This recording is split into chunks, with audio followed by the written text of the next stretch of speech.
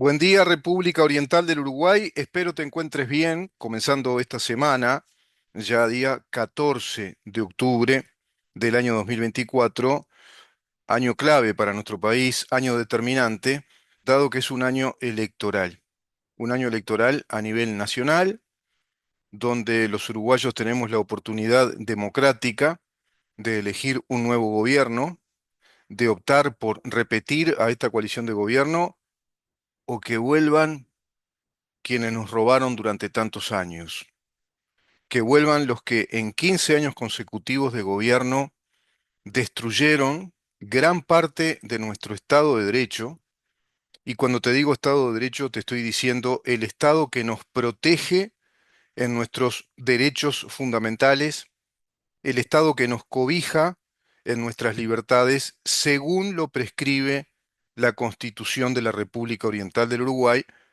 para precisamente constituirnos como un Estado de Derecho. Y un Estado de Derecho es aquel Estado que ejerce su autoridad, inclusive como diría Max Weber, con genialidad, digamos, única, ejerce el monopolio legítimo de la fuerza y esa legitimidad de la fuerza monopólica del Estado está atribuida al ejercicio pleno de todos los mandatos que una constitución establece cuando es de cuño liberal, cuando es una constitución que responde a la teoría del derecho, a la teoría del derecho como una ciencia que está pensada, diseñada, concebida para la protección de los derechos de cada uno de nosotros como individuos, como personas.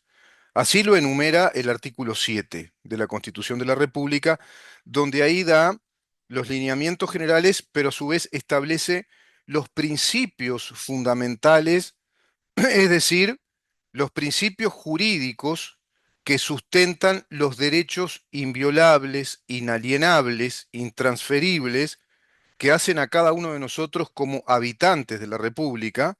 El artículo 7 enuncia que todos los habitantes de la República tienen el derecho a ser protegidos en el goce de su vida, honor, libertad, seguridad, trabajo y propiedad. ¿Mm? Todos tenemos el derecho a ser protegidos en el goce de los derechos, del derecho de nuestra vida, de seres vivos, de todo lo que hace a nuestra salud, por ejemplo, en todo lo que hace a la concepción, al nacimiento, al parto, todo lo que es vida. Honor, esa vida honorable, debe ser una vida digna, se debe desarrollar de acuerdo a las condiciones y facultades estrictamente humanas, según las capacidades que tenemos.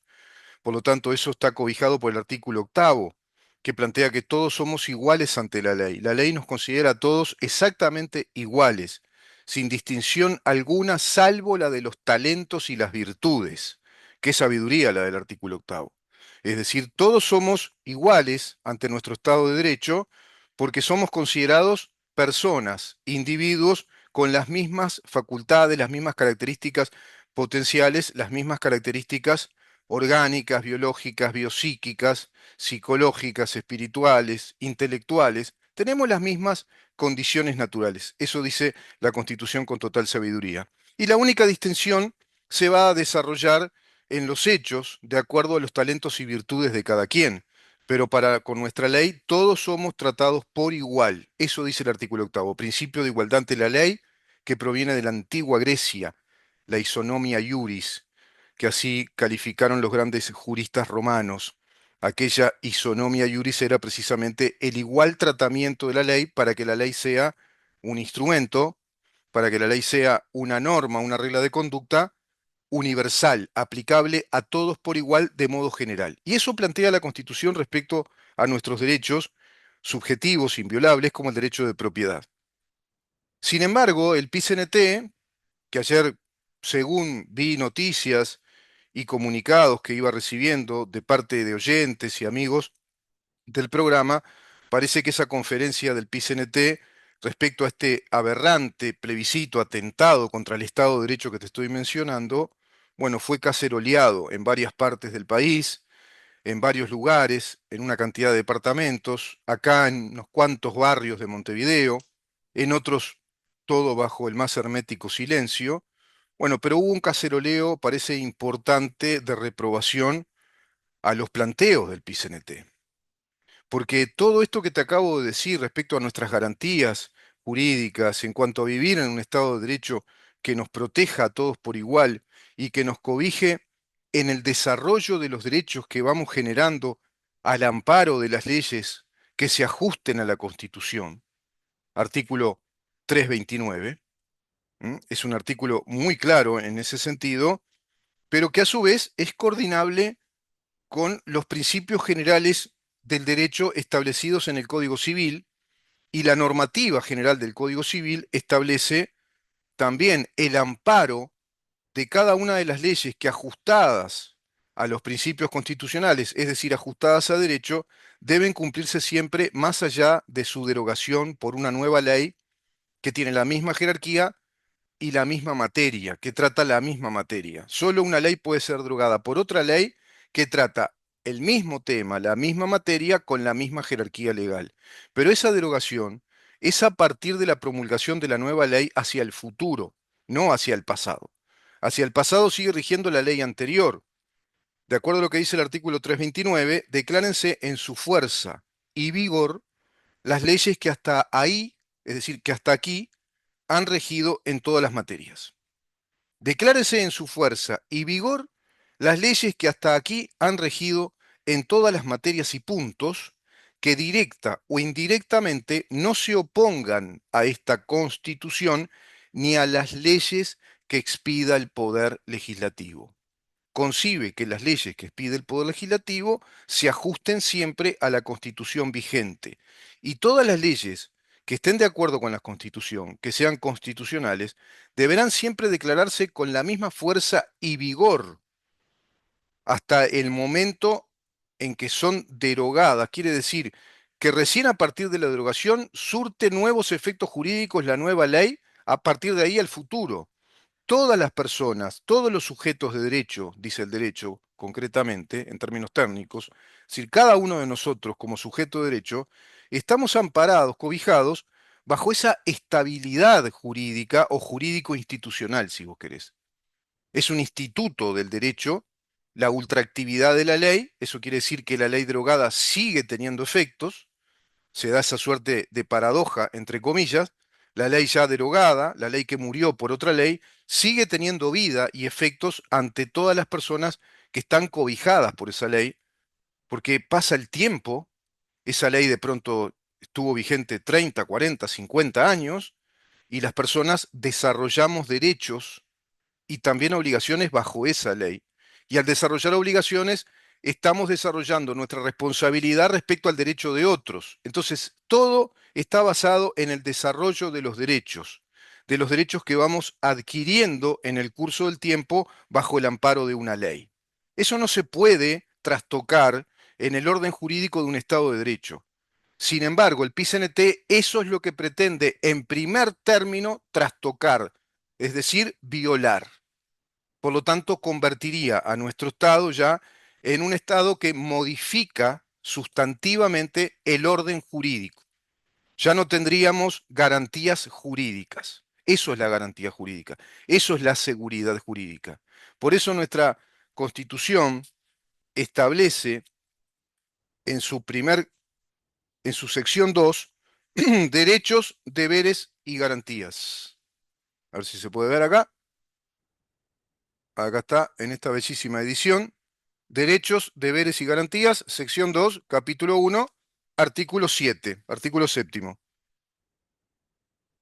Los habitantes de la República tienen derecho a ser protegidos en el goce de su vida, honor, libertad, seguridad, trabajo y propiedad. Y propiedad. Nadie puede ser privado de estos derechos sino conforme a las leyes que se establecen por razones de interés general, establece leyes especiales, establece materia reservada a la ley, no a la Constitución, para formular algún tipo de limitación a esos derechos, y ese tipo de limitación es especial, es temporal y es resarcitoria, como por ejemplo una expropiación. Acá el PCNT plantea todo lo contrario a esto. plantea modificar el orden jurídico, plantea modificar estos principios cardinales, estos principios jurídicos constitucionales de nuestro orden jurídico en la misma Constitución. En la misma Constitución plantea violar la inviolabilidad del derecho de propiedad, plantea violar la indivisibilidad y universalidad del derecho de propiedad enunciado en el artículo 7, porque dice puede ser, nadie puede ser privado de estos derechos. Y el artículo 32 agrega, inclusive en consonancia con el artículo 7, déjame buscar porque se me traspapela acá, así te lo leo textualmente, plantea concretamente, la propiedad es un derecho inviolable. De modo claro, expresamente lo dice la Constitución, explícitamente, en las dos formulaciones. Porque en el artículo 7, ¿qué te dice? Nadie puede ser privado. Es lo mismo, la inviolabilidad del derecho. Nadie puede ser privado de estos derechos. Nadie puede ser privado del derecho a ser protegido en el goce, en el ejercicio de, por ejemplo, la vida, el honor, la libertad, la seguridad, trabajo y propiedad. Todo este elenco de derechos está protegido bajo la sección 2, que es derechos, deberes y garantías. Esto es la garantía jurídica, en principio, fundamentalmente. Y la estabilidad de los efectos de las normas, los efectos que se van generando bajo leyes que son constitucionales, artículo 329. Y el artículo 32 te dice que el derecho de propiedad es un derecho inviolable. El derecho de propiedad es un derecho inviolable, pero sujeto a lo que dispongan las leyes que se establecieren por razones de interés general. Leyes de expropiación que con justo y previo resarcimiento te van a pagar la propiedad que el Estado necesita expropiar porque se va a hacer una gran obra de infraestructura o se va a establecer un polo tecnológico en varias hectáreas, y a los propietarios se les avisa con el debido tiempo y mediante una ley especial se toma esa resolución, pero que es con justa y previa compensación al precio del mercado. Se hace un aforo, una tasación de tu propiedad inmueble y se te indemniza todo el dinero, se pagan los gastos del juicio, además, se te pagan todos los gastos del juicio, corren por cuenta del Estado, e inclusive los daños y perjuicios que puedan ocasionarte esas situaciones de expropiación. Por lo tanto, te da todo el reembolso patrimonial en dinero para que vayas hacia otra propiedad, que compres una propiedad del mismo valor en otro lugar. Inclusive se contempla que si eso afecta tu situación laboral, porque en el derecho laboral se concibe la degradación de la categoría laboral y no se puede hacer eso, no te pueden degradar tu categoría laboral, si acaso te implicaría una mudanza muy lejana al lugar de trabajo en el que estableciste tu trabajo a través de un contrato. Por lo tanto, el Estado también se debe hacer cargo de esos daños y perjuicios, del daño moral que puede ocasionar también respecto a eso, y deberá procurarse entonces que tengas una propiedad del mismo nivel, del mismo valor patrimonial, con todo el resarcimiento de los gastos que eso implica, el trastorno, en un lugar también relativamente cercano que no desmejore tu condición de traslado para ir a trabajar. Nada de esto obedece, a nada de esto, perdón, obedece este plebiscito del PCNT. El plebiscito del PCNT echa por tierra esto, viola todo esto y plantea directamente la confiscación, cuando en una disposición transitoria y especial que le introducirían de modo atolondrado a una constitución, dicen: las personas afiliadas al régimen de jubilación por ahorro individual previsto en la ley 16.713 del 3 de septiembre de 1995 se incorporarán al régimen de jubilación por solidaridad intergeneracional administrado por el Banco de Previsión Social con carácter retroactivo a la fecha de la afiliación. Por otra parte, dice, la ley reglamentará los aportes personales correspondientes a las asignaciones computables del tercer nivel previsto por el literal C del artículo 7. Es decir, te están diciendo que además de que te van a robar tu dinero, tu patrimonio, porque la caja de ahorro del pilar individual de la capitalización de los ahorros está integrada a tu patrimonio por este régimen mixto de la seguridad social que arrancó en el año 1995 con esa ley del 3 de septiembre, con unas modificaciones de una ley posterior y ahora con esta modificación más completa, con esta reforma que hizo el gobierno en el año 2023. Todo ajustado a derecho, ajustado a la Constitución de la República, con iniciativa privativa del Poder Ejecutivo y trámite parlamentario de la ley, como así lo indica la Constitución. Porque una reforma de la seguridad social es materia privativa de la ley, es materia reservada a la ley. Como hay varias materias reservadas a la ley, que la Constitución establece a texto expreso, esta es una de ellas, e inclusive es una de las tres hipótesis en las cuales plantea que la iniciativa de la legislación en materia de seguridad social obedece a la iniciativa original o privativa del Poder Ejecutivo para que asuma un trámite legislativo luego. Lo mismo sucede con la ley de presupuesto nacional y con una ley de urgente consideración.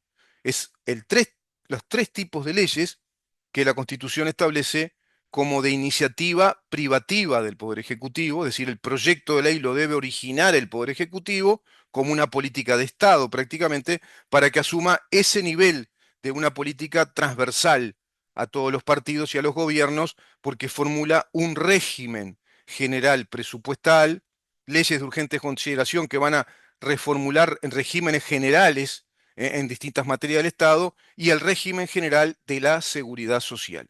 Eso también lo desobedecen en este plebiscito porque pasan por alto la disposición constitucional, la prescripción constitucional y la obligatoriedad de que esa ley nazca del Poder Ejecutivo para tomar trámite parlamentario y quieren directamente legislar por constitución un régimen de la seguridad social que sea derogatorio de la ley vigente de la seguridad social.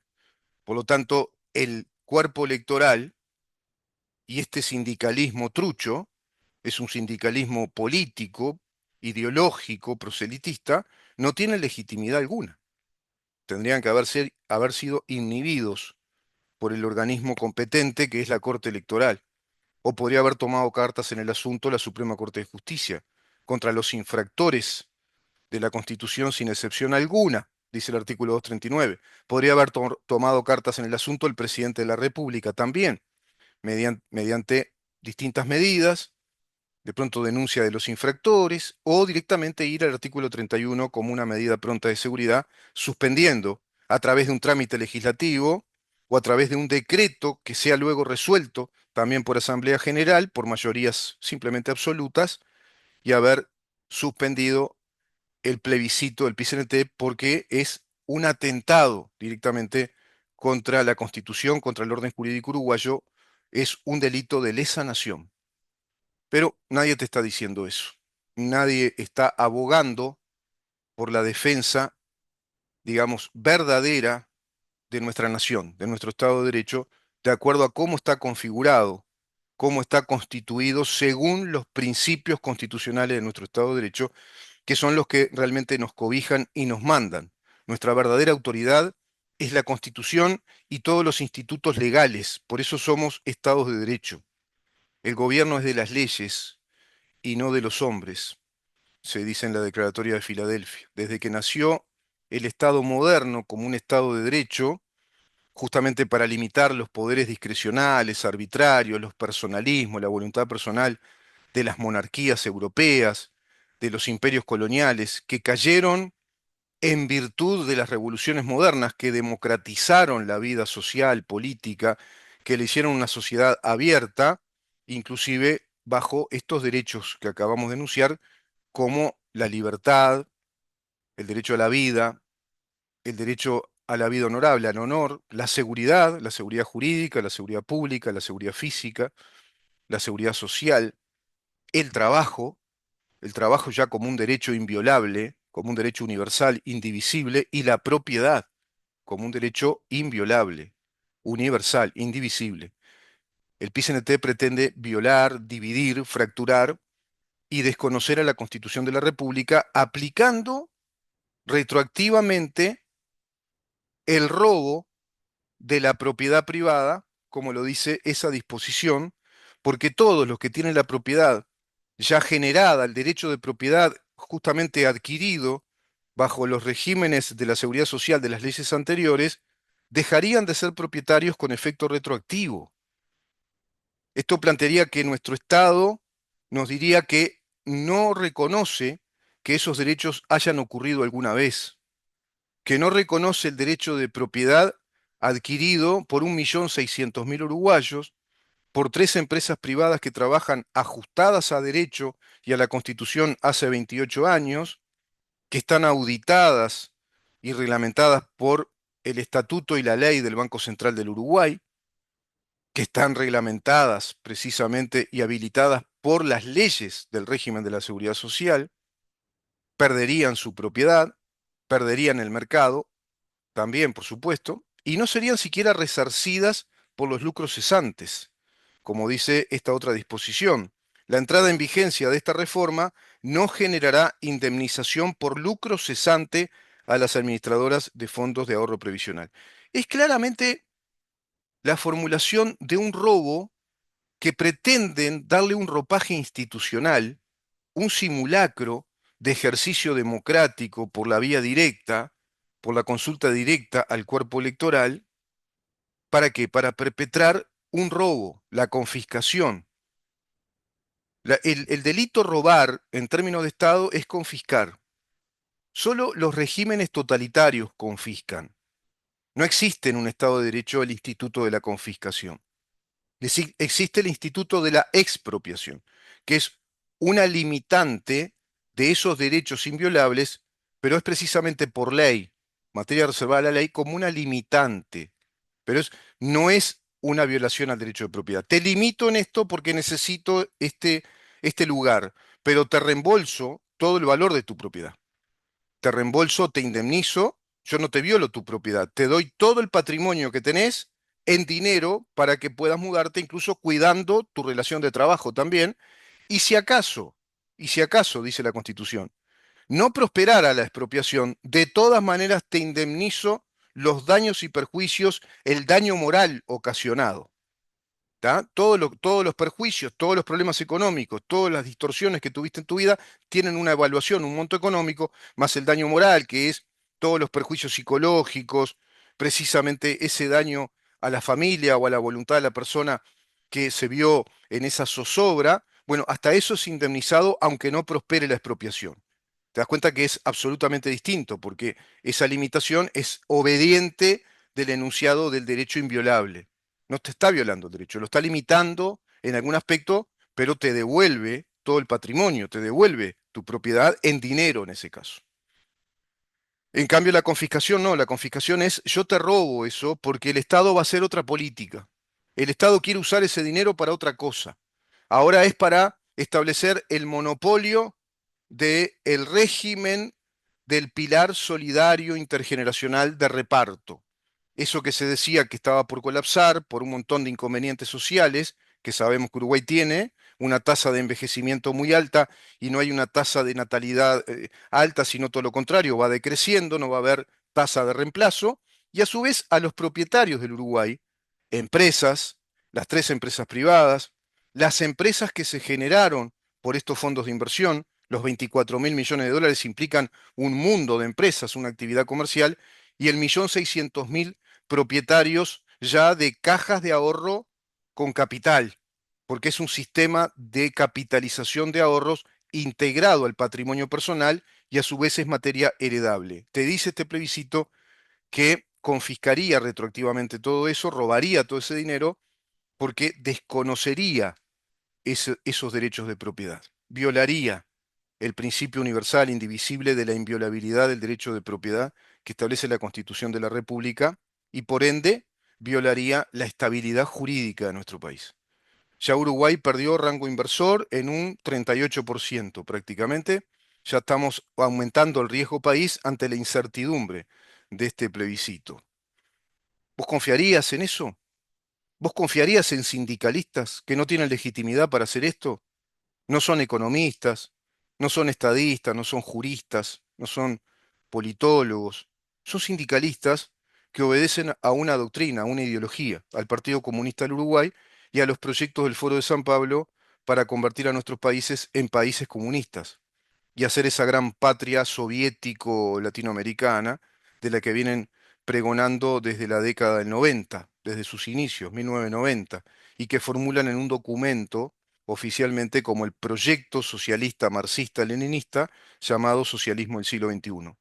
Están cumpliendo en rigor con todos esos propósitos a través de un itinerario histórico que ya hemos analizado y volveremos a hacer, que es un itinerario histórico revolucionario contra nuestro Estado de Derecho, contra nuestro modelo de república democrática, contra nuestras garantías, contra nuestros derechos personales, y Uruguay quedaría como un país cerrado al mundo, cambiaría su pisada y perdería algo de lo que no podría volver, que es la seguridad jurídica.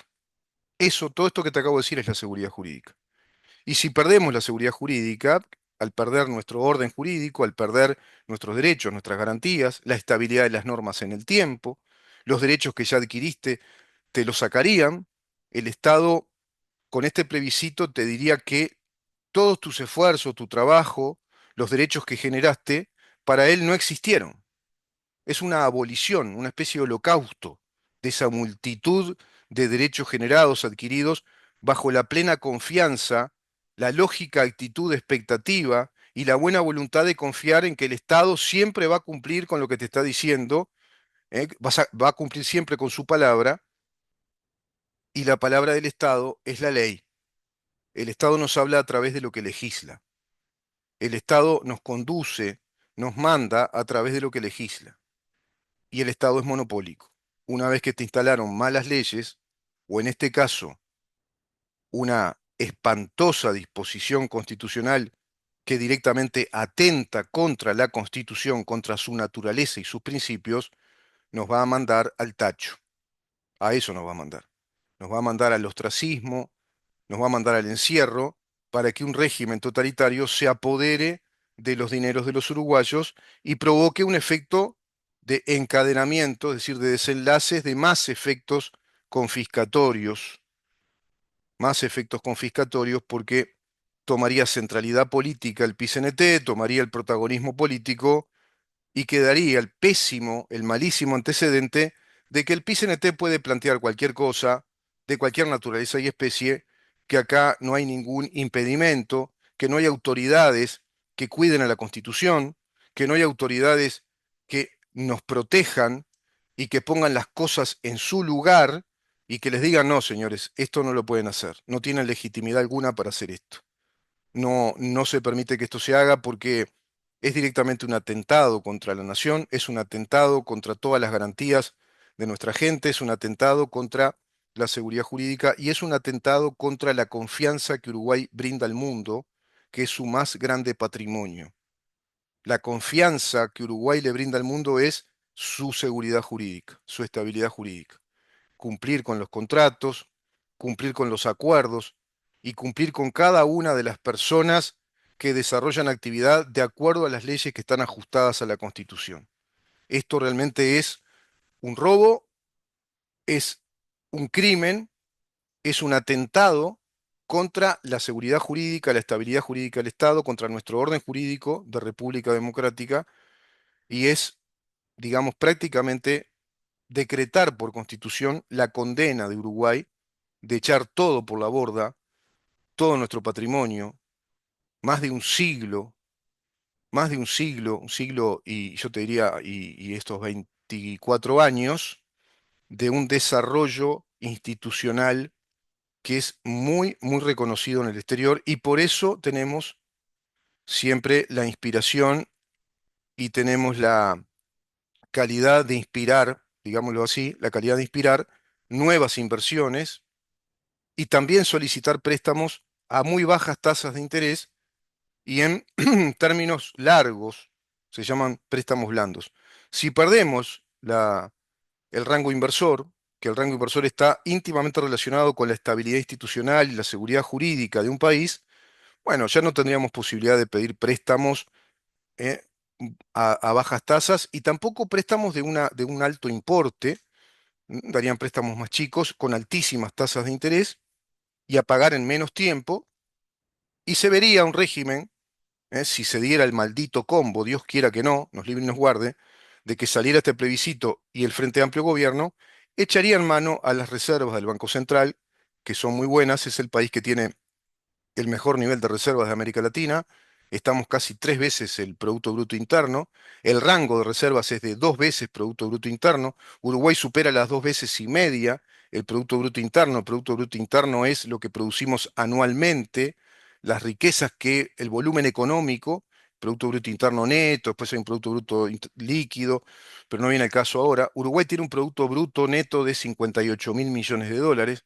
Tenemos unas reservas que son el triple prácticamente de 58.000 millones de dólares. Imagínate ese dinero más los 24.000 millones de dólares que se quieren robar. Bueno, harían el despilfarro y le darían el dulce, ¿m?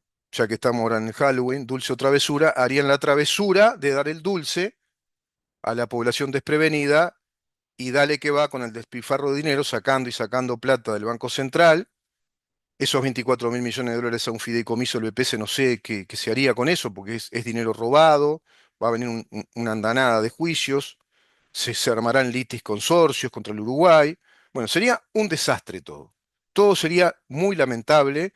Quedaríamos como un país ya rumbo a lo que es Venezuela, alineados a ese foro de San Pablo ya radical, y se vería la obligación de alinearse con países totalitarios que están generando todo este clima de guerra a nivel mundial, como Rusia, China, e inclusive ya con un vínculo más fuerte con Venezuela, como así lo demuestra el PCNT, y estaríamos muy vinculados a los que están por acá dando vuelta entre nosotros, que es el Hezbollah libanés, ¿no? El Hezbollah líbano, y a su vez Cártel de los Soles y ya lo que todos sabemos.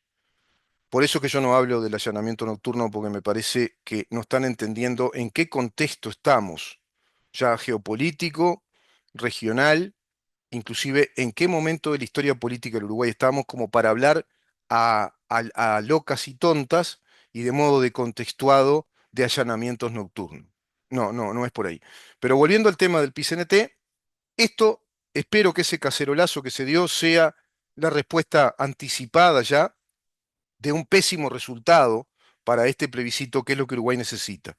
Que incluso la adhesión sea baja, para no perder el rango inversor. Yo no confiaría. ¿Vos confiarías en sindicalistas que te quieren robar y violar todo esto? ¿Romper nuestro orden jurídico? ¿Convertirnos en otra cosa? ¿Robando la propiedad privada? ¿Legislando por constitución lo que no deben legislar? No hay competencia. No hay competencia jurisdiccional ni en el cuerpo electoral ni en un grupo de sindicalistas que, ostentando la calidad de funcionarios públicos, violan los artículos 58 y 59, que es el principio de laicidad y de funcionalidad del funcionario público. Vamos a una pausa y continuamos.